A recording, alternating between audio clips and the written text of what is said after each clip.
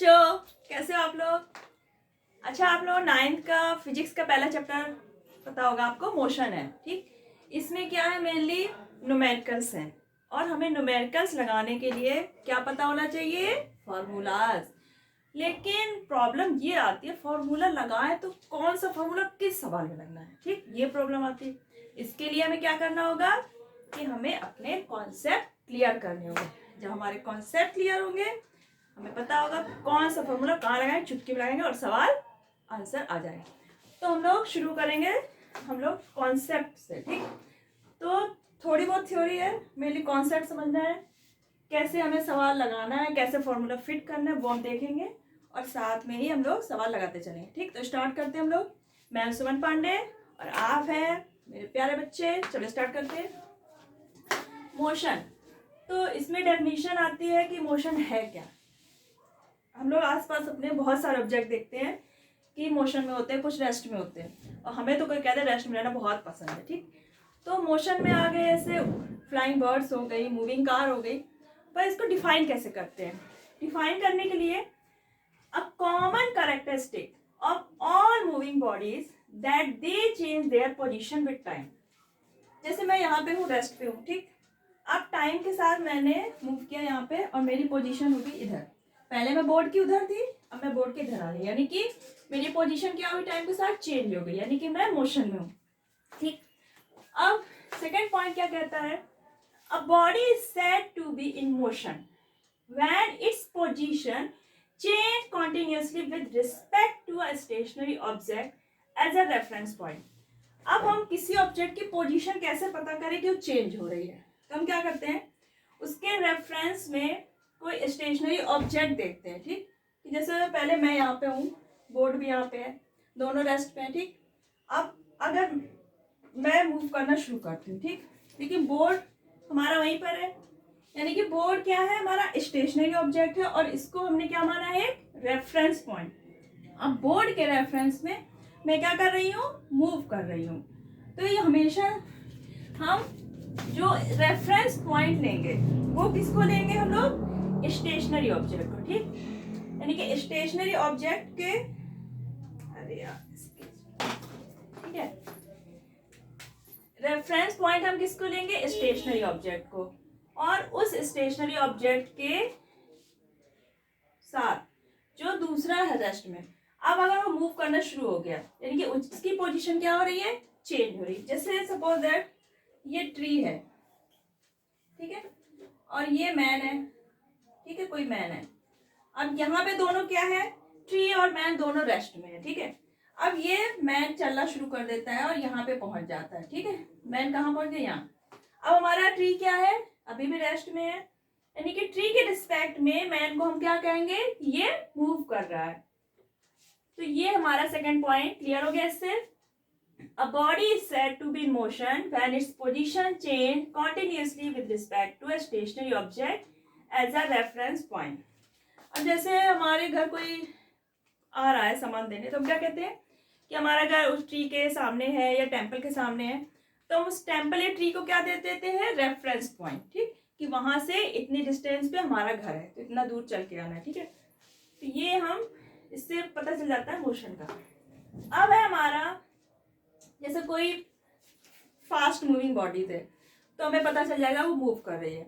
लेकिन अगर कोई बहुत ही ज़्यादा स्लो मोशन में है तो वो मूव कर रही है नहीं कर रही कैसे पता चलेगा। जैसे अब आप देखिए, वॉच देखिए, अब आप उसकी सेकंड की नीडल देखिए तो वो तो फिर भी मूव होते हैं, पता चलेगा। अगर आप मिनट हैंड और आवर हैंड उसकी मूवमेंट को अगर देखेंगे तो अब ऐसे बैठ के देखते रहेंगे, कौन सो भी जाए पता ही ना चले। लेकिन कुछ टाइम बाद क्या होता है, उनकी पोजीशन चेंज हो जाती है। मिनट वाली हैंड क्या होगी, कभी 1 से फिर 5 पे आएगी, 2 पे आएगी, ऐसे आती है। तो हमें ये तो पता चला है कि मूव कर रही है, लेकिन हम उसके मूवमेंट को क्या फेयरली देख नहीं पाते। ठीक, तो मेन मोशन के क्या कहेंगे हम लोग डेफिनेशन, कि moving bodies that they change their position with time, यानी कि टाइम के साथ पोजीशन उनकी चेंज हो रही है, तो वो मोशन में है। आप उसे देख पाए या ना देख पाए फेयरली, क्योंकि जो स्लो मोशन में है उनका मोशन हमें क्लियरली नहीं दिखेगा। फास्ट मूविंग बॉडीज तो हमें आराम से दिख जाएगी। तो हम टाइम के हिसाब से अगर उसकी पोजीशन चेंज हुई है तो वो मोशन में है। दैट्स क्लियर, ठीक। अब आता है हमारा डिस्टेंस एंड डिस्प्लेसमेंट। अब हम कहीं गए, मार्केट गए या किसी हॉस्पिटल गए, कहीं भी गए, तो क्या हुआ, हम जिस रोड से जा रहे हैं, ठीक, तो जिस वे से जा रहे हैं, जिस डायरेक्शन से हमें कोई मतलब नहीं, ठीक, जिस वे से जा रहे हैं, तो पूरे जो पाथ होगा उसकी जो लेंथ है वो हमारी क्या हो जाएगी, डिस्टेंस हो जाएगी। तो the distance travelled by a body is the actual length of the path covered by a moving body irrespective of the direction in which the body travel। Distance क्या हुई हमारी, जिस पाथ पे हम गए या कार मूव कर रही है किसी भी रोड पे, तो जो पूरी एक्चुअल लेंथ है उस रोड की जहां तक कार गई, मान लीजिए आपकी कार घर से निकली और आपके स्कूल तक पहुंची, तो घर से लेके स्कूल तक जिस रोड से गई, तो उस पूरी रोड की हम लेंथ क्या करेंगे, मेजर कर लेंगे, वो हमारी क्या हो जाएगी, डिस्टेंस, ठीक। अब इसमें ये लिखा इररिस्पेक्टिव ऑफ द डायरेक्शन। अब आपकी कार स्कूल पहुंचते पहुंचते कभी लेफ्ट टर्न ले रही है, कभी राइट टर्न ले रही है, तो इससे हमें कोई मतलब नहीं है, डायरेक्शन को हम कंसीडर नहीं करेंगे। सिर्फ हमें क्या करना है, उस रोड की लेंथ को मेजर करेंगे, जो हमें क्या बता देगा कि वो डिस्टेंस, यानी कि हमारा घर स्कूल से कितनी डिस्टेंस पर है, ठीक। अब अगर हम क्या करते हैं, घर से निकले, स्कूल जा रहे हैं, हम पहले मान लीजिए 3 किलोमीटर हम ईस्ट डायरेक्शन में गए, फिर हमने लेफ्ट टर्न ले लिया, फिर हम 4 किलोमीटर गए नॉर्थ डायरेक्शन में, ठीक, फिर हमारा स्कूल आ गया। तो अब हमारी डिस्टेंस कितनी हो जाएगी, 3 किलोमीटर गए, 4 किलोमीटर गए, 7 किलोमीटर हमारी डिस्टेंस है, टोटल में करना है। अब हम नॉर्थ मुड़े, ईस्ट में गए, हमें कोई मतलब नहीं, ठीक। अब अगर कहा जाए कि डिस्प्लेसमेंट कितना हुआ, तो क्या होगा, हम यहाँ पे डायरेक्शन भी करेंगे। जैसे हम पहले घर से निकले, ईस्ट डायरेक्शन में हम चलते गए 3 किलोमीटर तक, ठीक। अब आगे जाके नॉर्थ मुड़ना है हमें, नॉर्थ मुड़ गए, फिर 4 किलोमीटर गए, तब हमारा क्या आ गया, स्कूल। यानी कि हम यहाँ पे डायरेक्शन देख रहे हैं, और डिस्प्लेसमेंट निकालने के लिए हमें क्या देखना है, हमें पूरी रोड की लेंथ नहीं नापनी है, हम सीधे क्या करेंगे, अपने घर से लेके स्कूल तक का जो स्ट्रेट रोड होगा, मान लीजिए ए आपका होम है, ठीक है, ए आपका होम है और सी पर आपका स्कूल है, ठीक है। अब आप होम से निकले हैं, पहले साउथ डायरेक्शन में गए आप 3 किलोमीटर, ठीक, बी पर पहुंच गए, यहाँ पर आपने टर्न लिया ईस्ट डायरेक्शन में, यहाँ पे गए आप 4 किलोमीटर, अब आप आ गए स्कूल में, ठीक।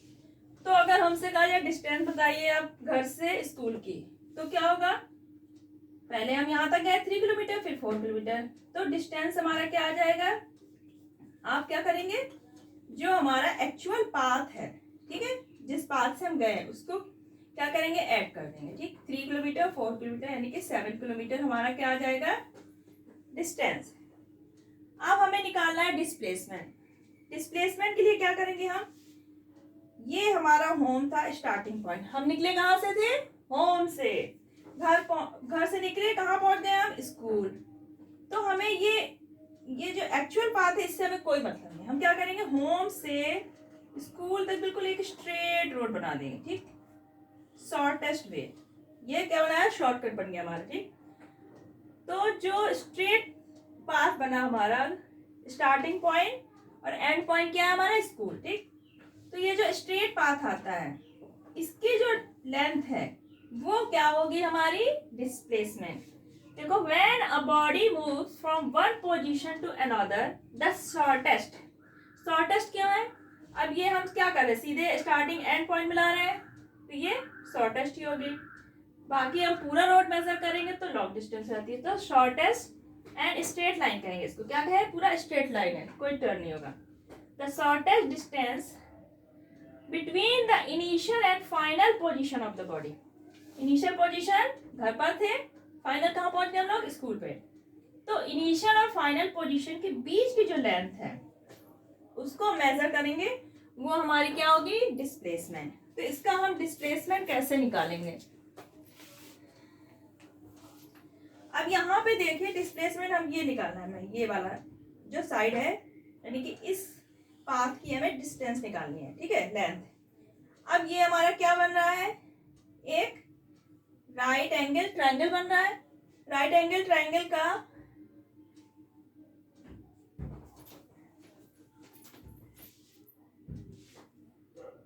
चल रहा, ठीक, सॉरी, राइट एंगल ट्रायंगल का ये क्या है हमारा, हाइपोटेन्यूज। और हाइपोटेन्यूज कैसे निकालते हैं हम, पाइथागोरस थ्योरम सभी ने पढ़ी होगी। तो हम इसमें क्या लगा देंगे, डिस्प्लेसमेंट निकालने के लिए पाइथागोरस थ्योरम। क्या होता है, AC, AC हमारी क्या है, हाइपोटेन्यूज, इसका square is equal to base क्या है हमारा, BC, BC का स्क्वायर प्लस हाइट क्या होगी हमारी, AB, ठीक, तो AB का स्क्वायर। तो हमारा डिस्प्लेसमेंट क्या है, A से C तक की लेंथ, तो AC हमें निकालना है। हमारा बेस कितना था, BC 4 किलोमीटर, 4 का स्क्वायर किया, हाइट हमारी 3 किलोमीटर थी, 16 प्लस 9। अब ये AC का स्क्वायर जब हटेगा तो क्या हो जाएगा, ये 25 आया, 25 का स्क्वायर रूट लेंगे और हमारा आ जाएगा 5 किलोमीटर। ये कितना आ गया आपका, 5 किलोमीटर। यानी कि होम से स्कूल तक की डिस्टेंस कितनी हो गई, 7 किलोमीटर और डिस्प्लेसमेंट 5 किलोमीटर, ठीक। तो जो हमारा एक्चुअल लेंथ है पाथ की, that is distance, and the shortest या स्ट्रेट लाइन जो तुम्हारी लेंथ है पाथ की, that is displacement. I think distance and displacement clear हो गया होगा। अब ये तो हमारा सिंपल एक ट्रायंगल वाला पाथ बन गया। अब अगर हम जिगजैग पाथ पे जाते हैं, मान लीजिए पहले हम, ए है हमारा होम, ठीक, यहां से निकले, अब हम B पे पहुंचे, यहाँ पे एक शॉप पड़ती है जहाँ की आइसक्रीम बहुत अच्छी, ठीक। तो हमने क्या किया, 2 किलोमीटर गए, B शॉप पर गए, चलो आइसक्रीम खा लेते हैं, खा ली। अब हम B से C पे पहुंचे, ठीक, यहाँ पे भी हमें कुछ सामान लेना था, स्टेशनरी वगैरह, ठीक है, ले लिया हमने। अब हम यहाँ पे पहुंचे स्कूल, ये कितना है, 4 किलोमीटर। यानी कि पहले हम क्या है, A से B, फिर इधर टर्न हुए, फिर B से C और C से D, यानी कि जिगजैग होते हुए हम स्कूल पहुंच गए। अब हमें डिस्टेंस निकालनी है, तो हम क्या करेंगे, हमें पता है एक्चुअल पाथ की जो लेंथ है हम उसको ऐड कर देंगे, हमारा डिस्टेंस आ जाएगा।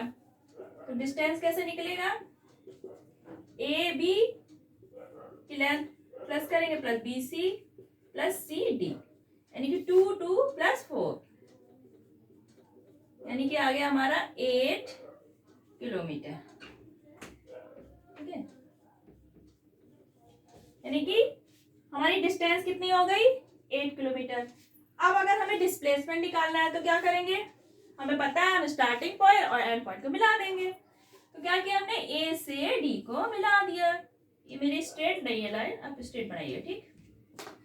अब A से D तक की लेंथ कैसे निकालेंगे, देखिए, अब हम यहाँ पे एक लाइन ऐसे ड्रॉ कर सकते हैं, ठीक, एक लाइन इधर ड्रॉ कर दी, ये मान लिया O पॉइंट, ठीक।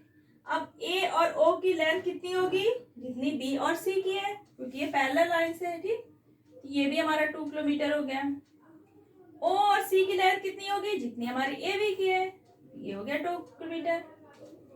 अब ये हमारी क्या हो गई, हाइट हो गई, ये हो गया हमारा बेस, यानी कि 2 प्लस 4 यानी कि 6 किलोमीटर, और ये हो गई हमारी हाइट। हमारा क्या ये बन गया, एक राइट एंगल ट्रायंगल बन गया। ये क्या बन गया हमारा, राइट एंगल ट्रायंगल। अब इसमें हमें AD निकालना है। ये हमारी हाइट पता चल गई 2 किलोमीटर, बेस हमारा 6 किलोमीटर आया। अब AD पाइथागोरस थ्योरम से निकाल लेंगे, सेम एज इट, ठीक। अब अगर आता है सवाल सर्कुलर पाथ का, अब अगर कोई सर्किल पे मूव कर रहा है तो उसकी डिस्टेंस और डिस्प्लेसमेंट कैसे निकालेंगे, ठीक। मान लीजिए आप A से चलना शुरू करते हैं, ठीक। कोई सर्किल है जिसकी रेडियस है 4 मीटर की, ठीक। अब आपने चलना शुरू किया, आप बी पर आए, ठीक है, फिर बी से ए पर वापस आए। अब अगर आपसे कहा जाए कि ए से बी तक पहुंचने में आपने कितनी डिस्टेंस कवर की, हम किस पे चल रहे हैं, सर्किल पे, ठीक है, ऐसे सर्कुलर पाथ पे। तो सर्कुलर पाथ ये क्या होता है, सर्किल का सरकमफ्रेंस, क्या होता है, सरकमफ्रेंस, ठीक। पूरा सर्किल अगर हमने कवर कर लिया यानी कि हमने एक सरकमफ्रेंस पूरा कवर कर लिया, ठीक। अब ए से बी तक आए यानी कि हमने कितना कवर किया, सरकमफ्रेंस आधा। तो सर्किल का सरकमफ्रेंस का फॉर्मूला क्या होता है, 2πr। हमने आधा कवर किया है यानी कि इसको हाफ कर देंगे तो हमारी पाई आर क्या निकल आएगी, डिस्टेंस। यानी कि ए से बी तक जाने में हमने कितनी डिस्टेंस कवर की, जो सर्किल का सरकमफ्रेंस है उसका आधा पोर्शन, ठीक। अगर हमसे कहा जाए पूरा सर्किल कवर किया हमने, यानी ए से हमने स्टार्ट किया चलना और पूरा घूम के वापस ए पर आ गए, तब हमने कितनी डिस्टेंस कवर की, तो क्या होगा, हम पूरा सरकमफ्रेंस निकाल देंगे यानी कि 2πr। ए से शुरू किया और ए पे वापस आ गए तो ये हमारी क्या हो जाएगी, डिस्टेंस। अब अगर कहा जाए ए से बी तक डिस्प्लेसमेंट कितना हुआ, तो डिस्प्लेसमेंट में हमें पता है कि स्टार्टिंग पॉइंट यानी कि इनिशियल पोजीशन और लास्ट पोजीशन जहां पे हम रुके हैं वहां के बीच की जो स्ट्रेट लाइन होगी, यानी कि ए से बी हमें स्ट्रेट लाइन बनानी है, ठीक है। तो ये जो पाथ है हमारा, ये क्या होगा, हमारा डिस्प्लेसमेंट। तो ये कितना होगा, अब यहाँ सेंटर है तो ये भी हमारा आर होगा, ये भी हमारा आर होगा, यानी कि किसके बराबर हो गया हमारा, 2r, यानी कि डायमीटर। तो डिस्प्लेसमेंट हमारा कितना हो जाएगा, 2r, यानी कि डायमीटर के बराबर हो जाएगा। अब अगर हमसे पूछा जाए कि ए से हमने चलना शुरू किया, पूरा सर्किल मूव करके हम ए पे आ गए, अब डिस्प्लेसमेंट बताइए। तब यहाँ पे हमारा स्टार्टिंग पॉइंट क्या है, ए, एंड पॉइंट क्या हुआ, ए, क्योंकि ए से हम चले वापस ए पर आ गए, तो हमारा स्टार्टिंग और एंड पॉइंट के बीच की कोई डिस्टेंस बची नहीं ना, लेंथ, पूरा क्या हुआ, जहां से चले वहीं आ गए। तो यानी कि जब एंड पॉइंट और स्टार्टिंग पॉइंट के बीच कोई लेंथ ही नहीं बची तो डिस्प्लेसमेंट हमारा क्या हो जाएगा, 0।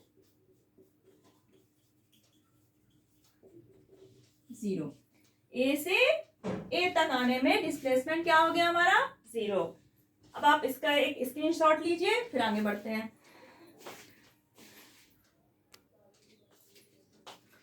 अब हमारा आता है scalar quantity and vector quantity.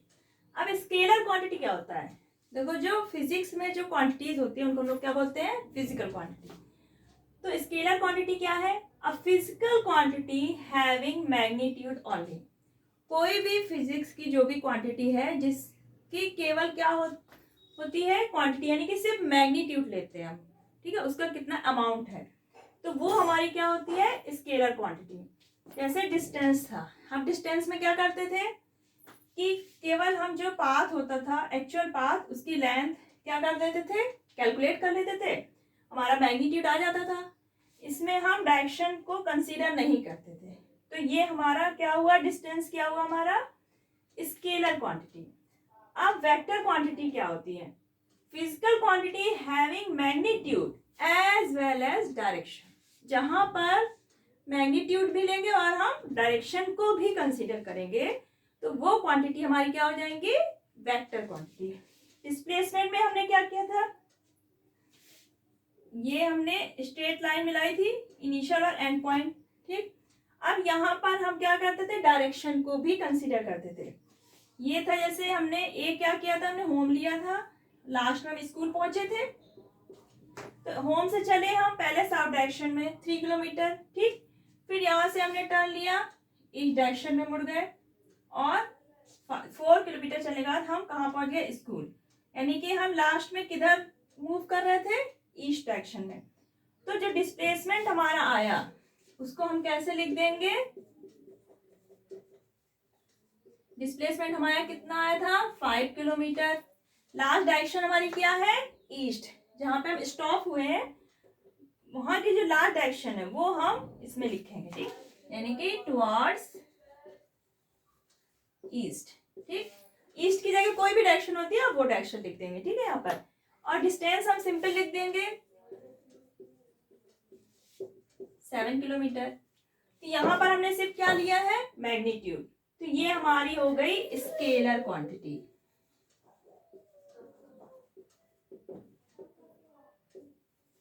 Displacement में हमने मैग्नीट्यूड भी लिया है और डायरेक्शन भी, तो ये हमारा क्या हो गया वेक्टर क्वांटिटी।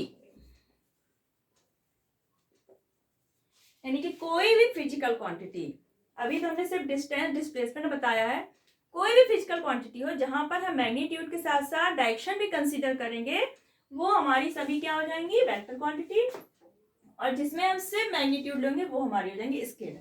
ठीक, तो ये दोनों पॉइंट्स क्लियर हो गए। अब आते हैं हम uniform and non uniform motion.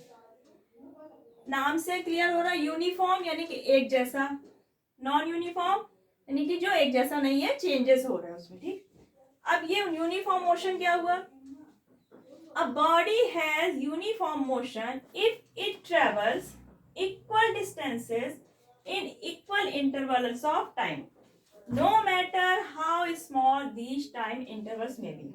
इसमें क्या कह रहा है कि टाइम इंटरवल आपका स्मॉल भी हो सकता है, छोटा भी, सेकंड में हो सकता है, मिनट में हो सकता है, आवर में हो सकता है। ठीक, लेकिन टाइम इंटरवल हमारा क्या रहेगा फिक्स रहेगा, छोटा हो या बड़ा कुछ भी हो। लेकिन जो डिस्टेंस कवर कर रहे हैं वो हमारी क्या होंगी इक्वल होगी। मान लीजिए हम 1 सेकेंड में 4 स्टेप्स मूव करते हैं, तो हम 1 सेकेंड में 4 स्टेप ही मूव करेंगे। हर सेकेंड में हम कितने स्टेप्स मूव करेंगे 4 स्टेप, यानी कि हमारा मोशन क्या हो गया यूनिफॉर्म मोशन। अब अगर हम चलते हैं कभी 1 सेकेंड में 2 स्टेप्स लिए, फिर अगले सेकेंड में मान लिया हमने 3 स्टेप ले लिए, फिर 1 लिया, तो ये हमारा क्या हो जाएगा नॉन यूनिफॉर्म मोशन। यानी कि टाइम हमारा है, जो टाइम इंटरवल है वो क्या है 1 सेकेंड। ठीक, लेकिन जो डिस्टेंसेस हम कवर कर रहे हैं वो क्या हो गई डिफरेंट डिफरेंट, तो वो हो जाएगा हमारा नॉन यूनिफॉर्म। यानी कि यूनिफॉर्म मोशन में हमें क्या करना है इक्वल डिस्टेंसेस कवर करनी है इक्वल इंटरवल्स ऑफ टाइम में। जैसे एग्जांपल है कार रनिंग एट 10 मीटर पर सेकेंड, यानी कि जो कार रन कर रही है 1 सेकेंड में कितने मीटर चल रही है 10 मीटर, यानी कि हर सेकेंड कार कितनी चलेगी 10 मीटर ही चलेगी। तो ये कार की स्पीड मोशन क्या हो जाएगा हमारा यूनिफॉर्म मोशन।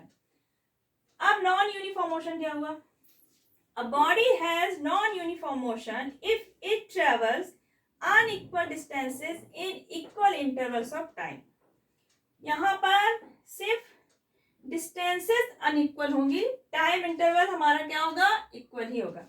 जो हमारी फ्रीली फॉलिंग बॉडी होती है, मान लीजिए कोई बॉल ऊपर से गिर रही है, तो क्या हुआ जैसे वो फर्स्ट सेकेंड में उसने कवर की 4.9 मीटर, फिर अगले 1 सेकेंड में उसने डिस्टेंस कवर की 14.5 मीटर, नेक्स्ट 1 सेकेंड में 24.5 मीटर।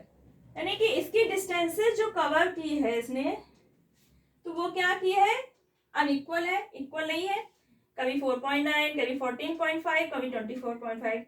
टाइम इंटरवल हमारा क्या है 1 सेकेंड 1 सेकेंड 1 सेकेंड, यानी कि टाइम इंटरवल हमारा क्या है सेम है, डिस्टेंसेस जो कवर की है वो है अनइक्वल। तो ये मोशन हमारा क्या हो जाएगा नॉन यूनिफॉर्म मोशन। तो जो हमारी फ्रीली फॉलिंग बॉडी होती है उनमें कौन सा मोशन हो जाएगा नॉन यूनिफॉर्म मोशन।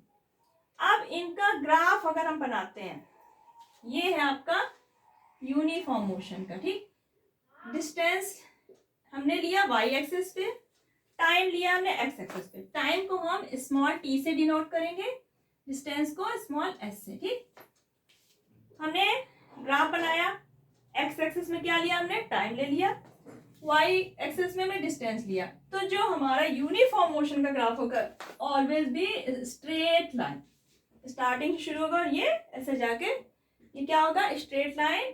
तो ये हमारा ग्राफ किसका होगा यूनिफॉर्म मोशन का। अगर आपको ऐसा ग्राफ दिया जाए बोला जाए ये किस मोशन का है, तो जहां पे आप स्ट्रेट लाइन देखेंगे वो क्या होगा, यूनिफॉर्म मोशन का। ठीक, अब अगर नॉन यूनिफॉर्म मोशन आता है तो हमने सेम वही किया, डिस्टेंस हमारी वाई एक्सिस पे आएगी, टाइम एक्स एक्सिस पे। देखिए इसका जो स्लोप आता है वो कैसा आता है, कर्व। ठीक, तो कर्व स्लोप किसका होता है, नॉन यूनिफॉर्म मोशन का। ठीक, ये हमारा हो गया यूनिफॉर्म मोशन और नॉन यूनिफॉर्म मोशन। ठीक है, आज के लिए इतना सफिशियंट है अभी, बाकी फिर हम आपको नेक्स्ट वीडियो में मिलते हैं। आपके सारे पॉइंट्स क्लियर होंगे, कॉन्सेप्ट क्लियर हो जाएंगे, फिर यहाँ पे हम लोग सारे सम्स को यहीं पर करेंगे। ठीक है, कोई भी सम्स छूटेगा नहीं, हर टाइप का सवाल यहीं पे होगा। तब तक अपना ध्यान रखिएगा और कॉन्सेप्ट क्लियर कर लीजिएगा। Okay bye.